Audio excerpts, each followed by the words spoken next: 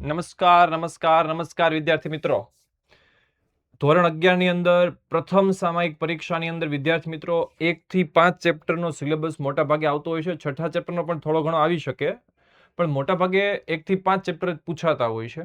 અને એની અંદર હું 5 પેપર તમને અત્યારથી આપવાનો છું, જેમાં તમે 1 થી 5 પેપર જો પરફેક્ટ કરી નાખો છો તો તમારે પરીક્ષામાં ક્યાંય ફાફા મારવા જવા પડે એમ નથી, કે આઈએમપી ગોતવાય નહીં જવી પડે. પરફેક્ટ આમ ભરી ભરીને ખોબલે ખોબલે માર્ક્સ આવશે. રેડી? તો 1 થી 5 પેપર સોલ્વ કરી નાખજો પરફેક્ટ, ક્યાંય તમારે ધક્કા ખાવાની જરૂર નથી. જોઈએ પેલા એમસીક્યુ ના એક માર્ક્સના સવાલ જોઈએ. દરેક સેક્શન તમને મળી જવાના છે. આર્થિક પ્રવૃત્તિનો મુખ્ય હેતુ કયો હોય છે? સાહેબ, આર્થિક પ્રવૃત્તિ છે. કેવી પ્રવૃત્તિ છે? તો આર્થિક પ્રવૃત્તિ હોય તો કમાવાનો હેતુ હોય તો લખ્યું છે નાણાકીય વળતર. તો સાચો આન્સર શું આવશે? નાણાકીય વળતર. ધંધાનું અસ્તિત્વ ચાલુ રાખવા માટે શું અનિવાર્ય છે? ધંધો ક્યારે લાંબા સમય સુધી ચલાવી શકાય? જો સીધો ધંધામાં નફો નથી થતો, પણ લોંગ ટર્મ સુધી તમારે ધંધામાં ટકવું છે તો નફો કરવો કેવો છે? જરૂરી છે. એટલે નફો અનિવાર્ય છે. નીચેના પૈકી કયો સિદ્ધાંત વીમા કરારના સિદ્ધાંતો અનુસાર નથી? કયો સિદ્ધાંત વીમા કરારના સિદ્ધાંતો અનુસાર નથી? તો કે નુકસાન વળતરનો સિદ્ધાંત. પછી સામાન્ય વીમાનો કયો પ્રકાર સૌથી જૂનો અને સર્વવ્યાપી છે? સામાન્ય વીમાનો કયો પ્રકાર? તો કે દરિયાઈ વીમો. કારણ કે દરિયાઈ વીમાની શરૂઆત છે ને લોર્ડ્સ ઓફ લંડન નામની જે કંપની છે 325 વર્ષથી સુવિધા આપે છે અને સૌથી જૂની વ્યવસ્થા છે. ત્યાર પછી કયા ખાતામાં જમા રકમ પર વ્યાજ ચૂકવવામાં આવતું નથી? બચત ખાતામાં? તો કે સાહેબ મળે. રિકરિંગ ખાતામાં? મળે. એફડી માં મળે. એફડી એટલે બાંધી મુદતનું ખાતું. તો શેમાં ન મળે? ચાલુ ખાતું, વેપારી લોકોનું જે ખાતું છે એમાં વ્યાજ મળતું નથી. આ પ્રકારના ખાતામાં નિશ્ચિત સમય નિશ્ચિત રકમ જમા કરાવવી ફરજિયાત છે. કયા પ્રકારના ખાતામાં નિશ્ચિત સમય નિશ્ચિત રકમ એટલે કે દર મહિને હપ્તો ભરવો ફરજિયાત છે? બચતનો હપ્તો છે ભાઈ. તો ચાલુ ખાતું આવશે, બચત ખાતું આવશે, રિકરિંગ આવશે, બાંધી મુદતનું. તો કે સાહેબ બચતના હપ્તા ભરવા માટે રિકરિંગ ખાતું ઓબ્વિયસલી આપણે ખોલાવતા હોઈએ છીએ. કઈ પ્રક્રિયા દ્વારા ગ્રાહકને ઉત્પાદનની કિંમત માટે બોલી લગાવીને ખરીદ વેચાણની સુવિધા પૂરી પાડવામાં આવે છે? ઓક્શન થાય, ત્યાં વેચનાર અને ખરીદનાર ઓનલાઈન પ્રોડક્ટ ઉપર હરાજી કરે, ખરીદનારાઓ બોલી લગાવે, વેચનારાઓ બોલીને આગળ વધારે. તો એવી કઈ જગ્યાએ થતી હશે આખી પ્રક્રિયા? તો કે ગ્રાહકથી ગ્રાહક, જ્યાં વેચનાર પણ સેકન્ડ હેન્ડ વસ્તુ વેચવા આવ્યા છે ને ખરીદનાર પણ નવા છે, બંને. આને કહેવાય છે C2C.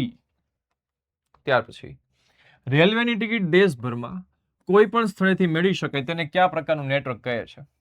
પેલા આવે લેન, લોકલ એરિયા નેટવર્ક. એમાં તો બહુ નાનો એવો રૂમ હોય અથવા નાનું જગ્યા હોય એના પૂરતું હોય. કેન, કેમ્પસ એક બિલ્ડિંગ પૂરતું સીમિત હોય. મેન, મેટ્રોપોલિટન એરિયા નેટવર્ક એક શહેર પૂરતું સીમિત હોય. એન્ટરપ્રાઇઝ વેની રેલવેની લાઈન થઈ છે. એવું કહે છે કોઈ કંપની પોતાના માટે જે પર્સનલ નેટવર્ક બનાવે, તો રેલવે છે પોતાના માટે જે પર્સનલ નેટવર્ક બનાવે છે એને કહેવાય છે એન્ટરપ્રાઇઝ વેન. ધંધાકીય સાહસનું સૌથી પ્રાચીન અને સરળ સ્વરૂપ કયું છે? ધંધાકીય સાહસનું સૌથી પ્રાચીન, તો કે એક વ્યક્તિએ પેલા જાતે ધંધો શરૂ કર્યો હતો. તો શું આવશે? વ્યક્તિક માલિકી. કયા સ્વરૂપમાં માલિક, સ્થાપક અને સંચાલક એક જ હોય છે? એમાં ઓબ્વિયસલી એ જ આન્સર આવશે, વ્યક્તિક માલિકી. ચાલો, બ્રહ્માસ્ત્ર બેચ લોન્ચ થઈ ચૂકી છે. બહુ બધા વિદ્યાર્થીઓનો લાભ લઈ રહ્યા છે. અને જો હજી તમે લાભ લઈ રહ્યા નથી તો જો પેલા 2000 રૂપિયામાં આખો સિલેબસ આવવાનો છે, આઈએમપી બેચ આવવાની છે, પેપર સોલ્યુશન બેચ પણ આવવાની છે. 2000 રૂપિયામાં આખો કોમ્બો આ રીતે બનવાનો છે. બધા જ લાભ ભરી ભરીને મળવાના છે ને બહુ એક્સપિરિયન્સ શિક્ષકો તમને ભણાવવાના છે. તો હું તો એટલી જ સલાહ આપીશ, જો હજી નથી જોડાણા તો હજી જોડાઈ જાવ. સર અત્યારે તો ઘણા બધા ચેપ્ટર ચાલી ગયા છે, રેકોર્ડેડ વિડીયો મળી જવાના છે, બીએમાં મુદ્દાવાળા સવાલોમાં ચાવી મળી જવાની છે, બહુ બધા લાભ મળવાના છે. એક માર્કમાં ક્વેશ્ચન જોઈએ.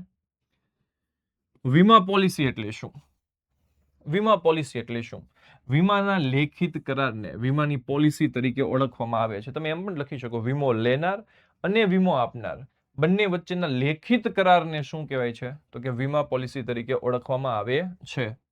કયા પ્રકારનું ખાતું માત્ર ધંધાકીય એકમના નામે જ ખોલાવી શકાય? કયા પ્રકારનું ખાતું માત્ર ધંધાકીય એકમના નામે જ ખોલાવી શકે? તો વેપારી લોકો કયું ખાતું ખોલાવે ભાઈ? તો કે સાહેબ ચાલુ ખાતું ખોલાવે. તો ચાલુ ખાતું માત્ર ધંધાકીય એકમના નામે જ ખોલી શકાય છે. ઓકે. માહિતી સંચારનો અર્થ આપો. સાદી સિમ્પલ 12મા ધોરણમાં ટોપિક રિપીટ થશે. ચેપ્ટર નંબર 6 દોરવણીની અંદર એની જે ટૂંક ઇન ટચ વ્યાખ્યા છે એ પણ લખી શકાય. માહિતી સંચાર એટલે માહિતીની આપલે કરવી. અહીંયા તો બહુ બધી વ્યાખ્યા આપી છે, પણ હું તમને એમ કહીશ કે ટૂંક ઇન ટચ વ્યાખ્યા જોતી હોય તો લખ નાખવાનું. માહિતી સંચાર એટલે માહિતીની આપલે કરવી. જે અંગ્રેજી શબ્દ કમ્યુનિકેશન પરથી ઓળખવામાં આવે છે. આ શબ્દ મૂળ લેટિન કમ્યુનિઝ અને કમ્યુનિકેટ પરથી ઉતરી આવ્યો છે. એટલું પરફેક્ટ લખવાનું રહેશે. માહિતી સંચાર એટલે માહિતીની આપલે કરવી.